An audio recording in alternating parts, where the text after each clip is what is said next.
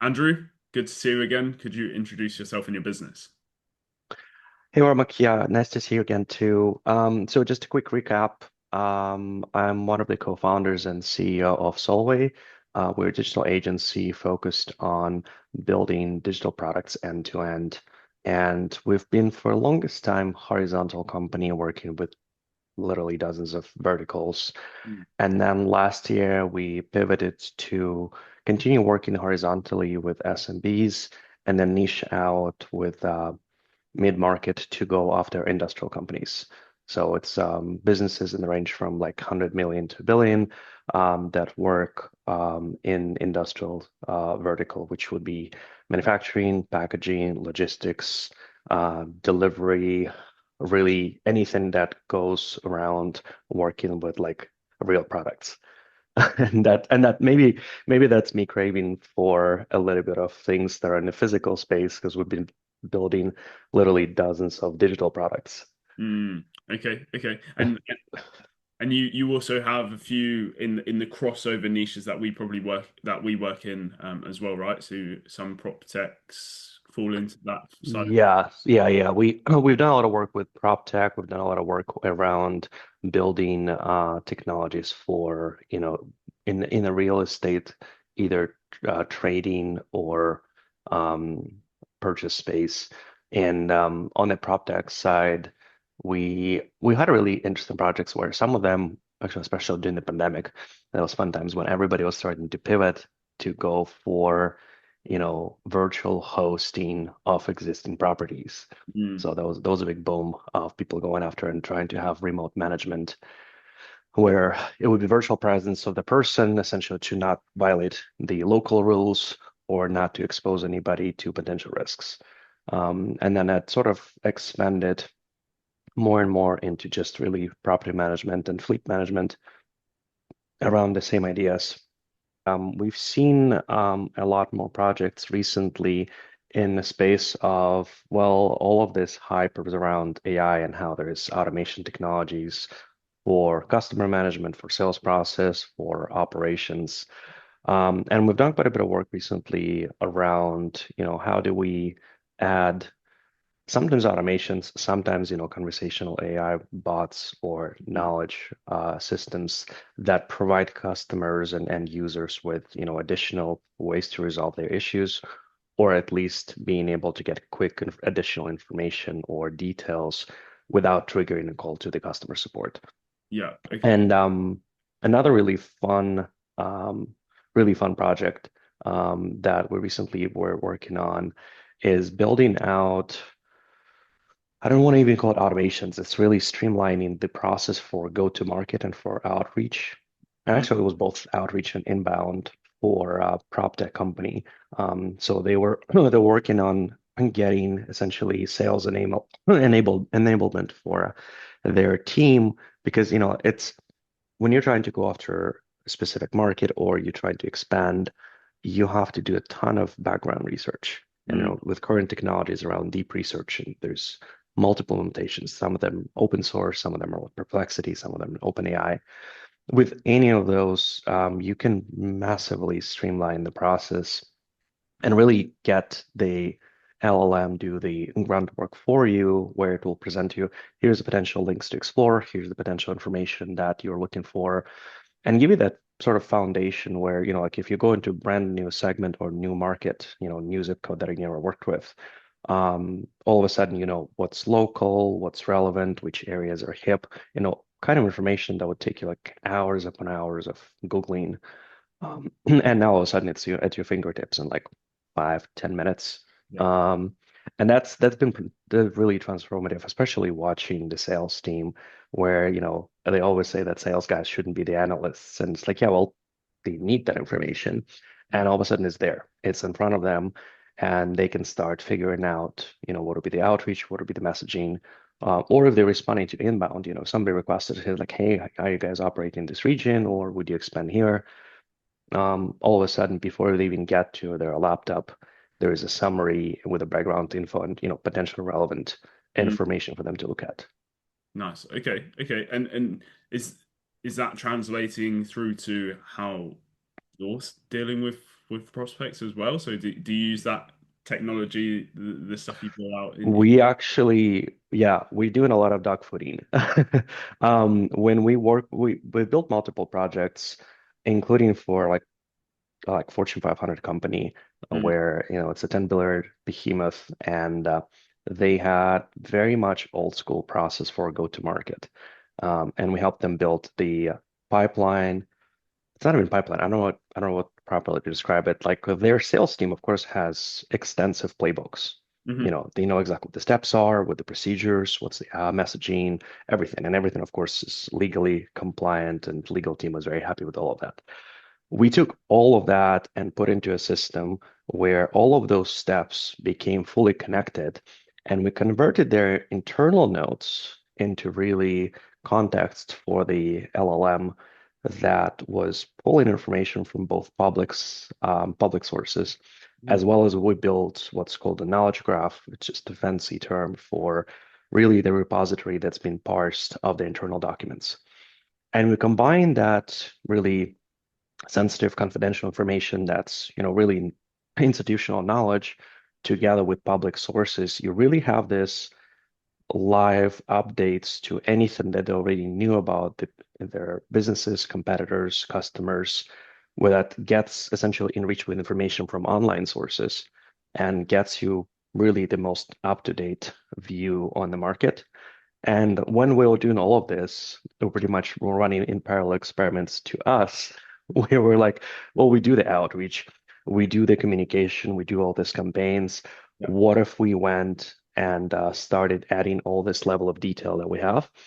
And we've seen phenomenal responses on both sides for our end users and customers and for us, because it goes from, some messaging that's not relevant, that doesn't resonate with anybody, and some basic, hey, we do custom software, talk to me, to a lot more objectives and business-oriented messaging where we say, look, this is what we understand about your business, and this is what we understand about your market, and this is what we think could be potential use cases that might help you guys move forward.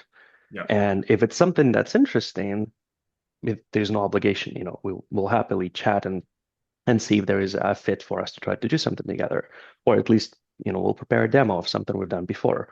Mm, And the really critical thing that we learned is even if you do all of that work and if you do all this personalization, and if you go online, apparently, sales and marketing is that you just personalize everything with OpenAI and that's it. What's fascinating is that because sort of everybody's catching up to this, the volume of information and the volume of communication pretty much going 10x. Like mm, everybody's sending so many more messages, so many more things.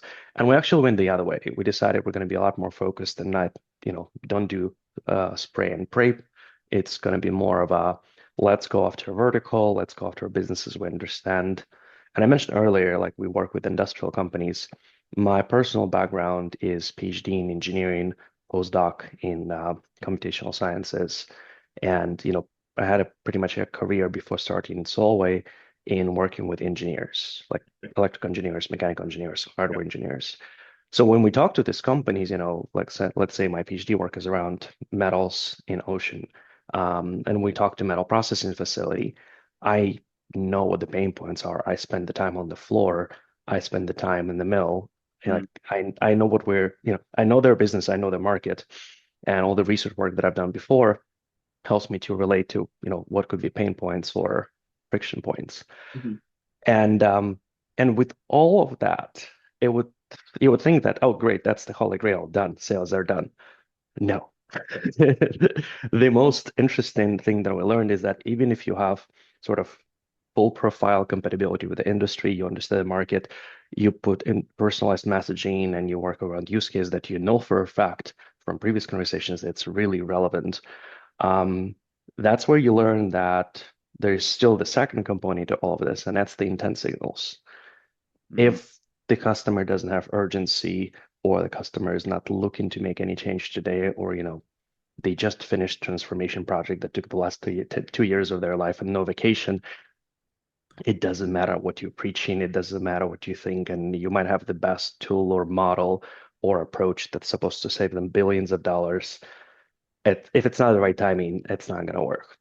Yeah. So when we started working around when we build these tools, when we built GTM or we built tools for dealing with the inbound inquiries, to try to do information gathering and research, not just on the profile, but also on the timing and recent events.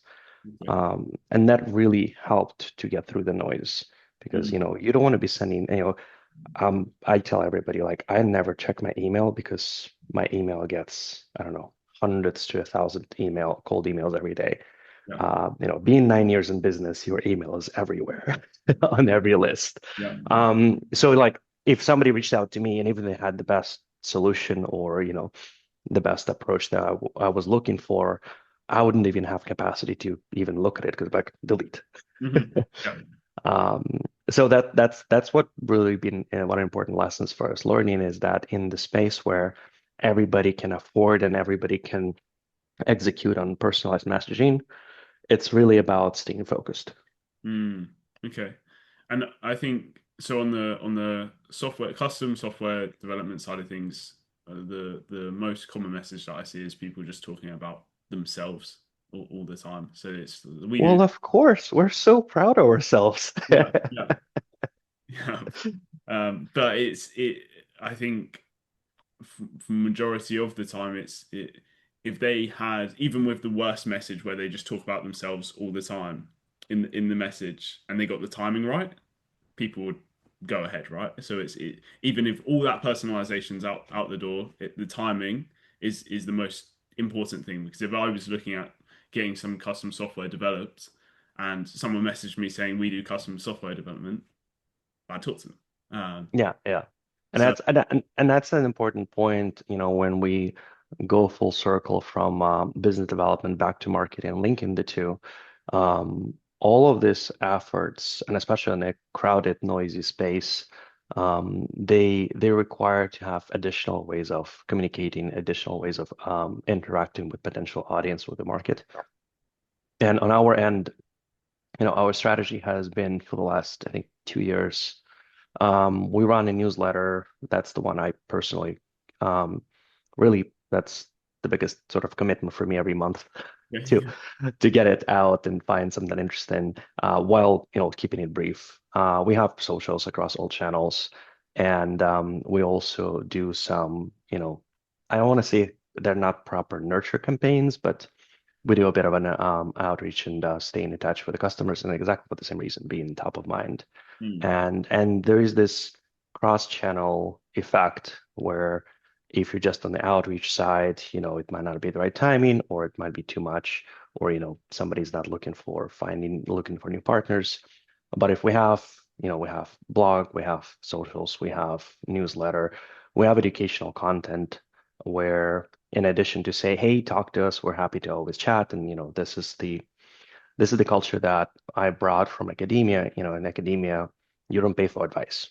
You mm, find somebody who's established and you ask them a question. When I used to work in a research center at UT Austin, it was a building full of about maybe 100 or so professors.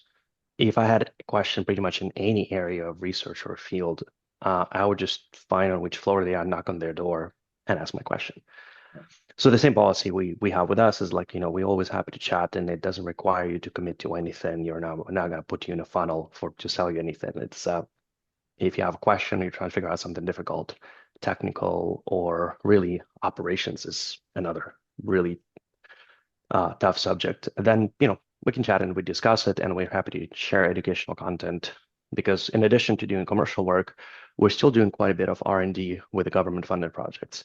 So Mm, we try to stay on top of research in both AI and ML space, and having all of that, it's being able to establish communication and dialogue outside of just, oh, you're in a sales pipeline, and this is what the message I'm going to push. hmm hmm So it's not just looking at doing all your enrichment and looking at the timing signals and all of the clever back end stuff of okay, this person we should reach out to them about this now because of this and this, and we think they'd be interested in this, but also having the net cast wide enough Yeah. that still have people that aren't ready now to. not get offended by your like sales approach, but still be aware of you and stay reminded. So I like to say they can't escape you. It, Yeah, I mean it's a very different messaging. Like we've done a lot of work with e-com and direct to consumer brands. And one of the interesting things you learn is, they always in that space, everybody says there's a huge difference between organic messaging and paid ads. And it's absolutely true when you look at the way people interact with information that's put in front of them versus what shows up in their feed. If it's an email or it's an ad that is there essentially forced on them, um, they'll spend maybe like 1, 2, maybe 5 seconds if you're lucky and you had some really good hook. But if it's organic information that was in front of them and it's educational content, um, most of the times they'll happily engage, take a look at it, maybe find something interesting, and even go to the website and explore what it is mm, because it's not trying to sell them anything. I mean, I judge these things also from personal experience. I'm like the worst to sell anything to or to do outreach. When I get a cold call in 5 seconds that I learned that it's a cold call, I just hang up. I don't even say anything. Absolutely the worst. But it's if I get inundated with like dozens, it's about a dozen calls a day, just random. It could be somebody trying to sell investment tool or SaaS. My favorite is when people call me and ask me if I need custom development. I'm like, yes, absolutely. Yes, you really did target it really well. So it's really being able to reach the audience that may not be in the market, but they're happy to explore what's the new trends, what's the new ideas, and what's next. yeah. No, I mean, I definitely, I firsthand experience how you maybe feel or approach when people are outreaching to you. There was the skepticism when we first spoke. You had to clarify. I'm coming on the podcast. Don't try and sell me anything though. Oh, you have no idea. I do get those. So, in addition to regular podcasts that I go to happily, this is absolutely phenomenal. I do get people like, oh yeah, well, when I invite you to a podcast or publish an article or do of this, and here's the $2,000 price tag. I'm like, what? Why? Yeah. Yeah, so that's why it's not on purpose. It's just trying to filter through the information. Yeah. Mm. Yeah. And how do you then? So obviously you've got a lot of projects going on at the moment. We mentioned before starting the recording that July tends to be a bit of a quieter period of people, or even the first 2 weeks of August before they get back fully. How do you balance the peaks and the troughs through doing sales, say like any outreach or getting new clients, or do So you? we Yeah. that's a very good point, and that sort of have been really almost obsession of mine since 2000, end of 2019. Okay. And the idea of, how do we ensure that we have stable operations? Because yeah, seasonality is a real thing in any field. And we've been really lucky with having strong inbound. Um, so we have a lot of people who find either from our blog, from our socials, from my personal LinkedIn or companies, and we have profiles in multiple platforms like we have Upwork, we have Clutch, Mhm. we're in a few other ranking systems. Those usually provide enough of a momentum throughout the year Mhm. to have the baseline. And in addition, we have some customers that are really long term. Like we have somebody who's with us for the last like 6 years. Okay. Yeah. Um, so that sort of becomes a baseline for our operations in addition to the outreach. But one of the most difficult things with outreach, so for example, we started the process of doing the go-to-market motions around mid-market industrial businesses around, oh my God, I want to say it's around September-ish of last year. Okay. And what that means is at that time we had zero, zero messaging that was already tailored to the market, zero leads at any stages of the funnel, and sort of 0 days in the pipeline. Mhm. So that was the most difficult transition time because, yeah, at that time, pretty much if we didn't have existing business and business from the inbound, I have no idea how would you even make it. But it took us a few months to get into the process where we had prospects and leads at different stages. We had deals that were already in progress. So, it sort of spread itself out. And even right now, it's we when we talk about, summer being slower, we still do have a few meetings that we set with potential customers over like June and July, and the deals that were already in progress are still going through. Mm, So like one of the customers we were working with, they're legal to finish the contract, and I'm not exaggerating, that took like 2 months. Another one is took us about 3 weeks. Also, like the deal was approved, mm, but it going through the contracting, starting, doing the kickoff. So it's the stability, I think, comes from ability to have pipeline that moves forward across multiple stages. mm. Because if everybody, if you started the campaign at the same time and everybody's at the same stage, you will see a lot more of that. Yeah. So that's sort of how we try to balance. Mm, It's really tricky because you need to make sure that all of the efforts, especially if you're doing the outbound, and as you said, like people are either on vacation or off or like slower volume. You don't want to be one of those messages that piles up across like 1,000 others when they come back from vacation. That's a guaranteed way to piss somebody off. yeah, yeah, definitely. And then, or you've got not just one message, but you've got three messages in. Oh yeah, there's going to be a sequence there. Yes. Yeah, Yeah, I like how one of my friends he's done a lot, I don't know, for like 25 years in the go-to-market across multiple public companies. And he told me like, for you to get through the noise and completely cold lead, you're looking at anywhere between 7 to 12 touch points. mm, And it's a little terrifying if you think about the statistics, is that pretty much if people know how outbound or how to outreach your business stuff works, that means everybody's trying to send you 10 messages, yeah. roughly. Mhm. And it becomes a very noisy environment. Yeah, yeah, and like you touched on earlier, it's so easy for people to do now. So they get one email software, put 10 sequences in, maybe put the follow up every 2 days, and then it's just spammed out. So no, I really like your way of approaching things. I think it making sure there's relevance, making sure that you're trying to get the timing as right as possible. Obviously, you can't get it 100% all the time, and then just making sure that if they aren't ready now, then they stay in the funnel, even though it's not a formal funnel. It's you're posting content, they're familiar with you, they can't escape you.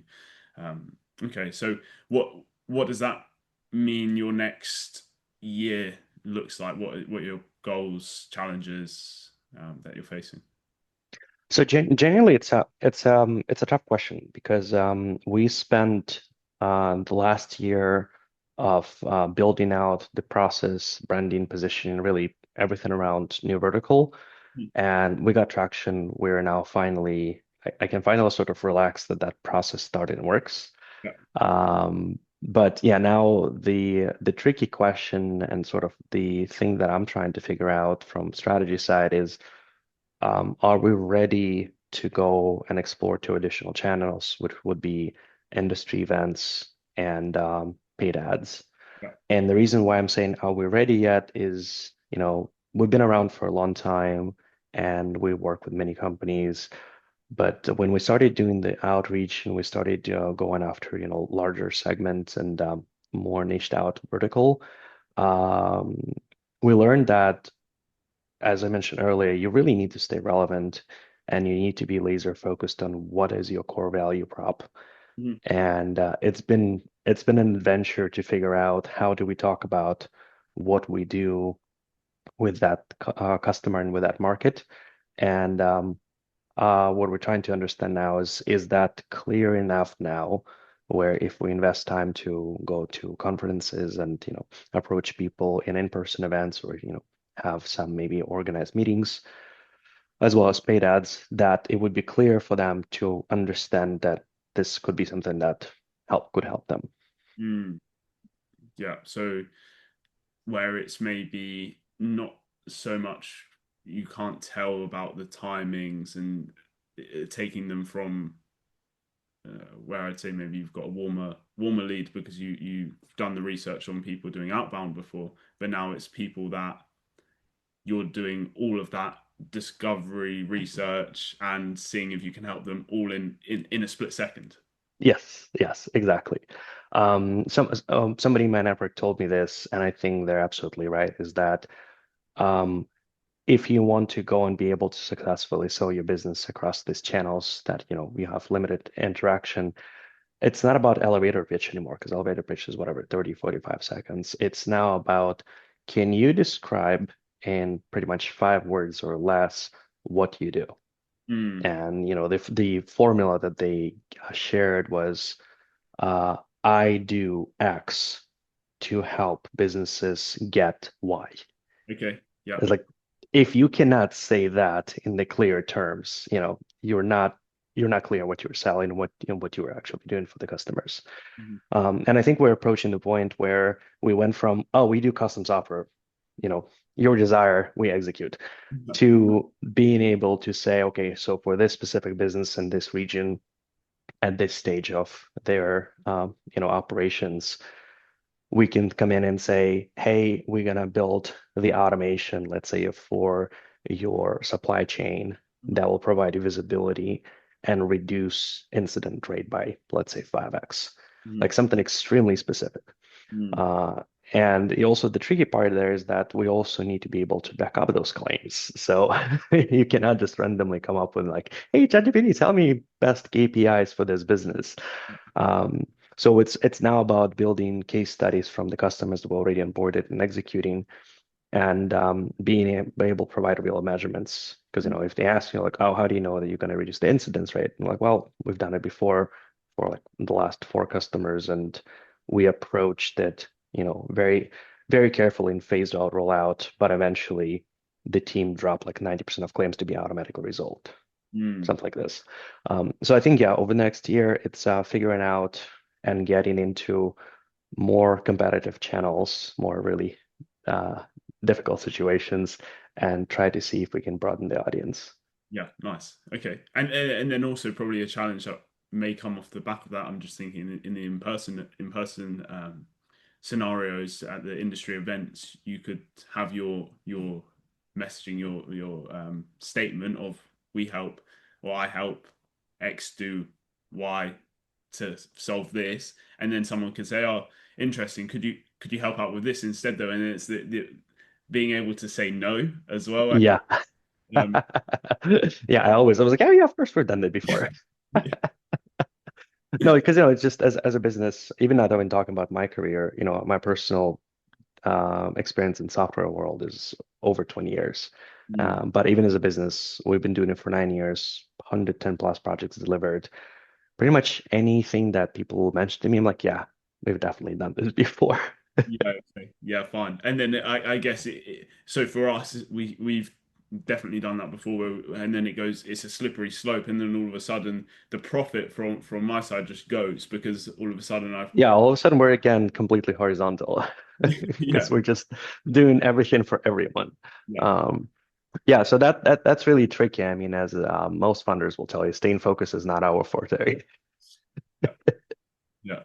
No, cool. Well, no, I'm looking forward to keeping the eye on how that progresses. Seeing you at some events, and then we'll definitely have a catch up again in a year's time and just see how it'll be good to hear how that's gone, how you've approached that. Maybe some other challenges that have come up that you overcame. So, yeah, we'll definitely do another call in about a year's time. But where should people go if they want to reach out to you or are interested in getting your help? I'd say the best way to interact with us is LinkedIn and our website. All other channels are open, but those are the two that I also personally monitor a lot. Okay. Yeah, cool. Oh, well, I'll put the links in the description. But other than that, I think that's the pod. So thanks for coming on, Andrew. Awesome. Thank you for having me.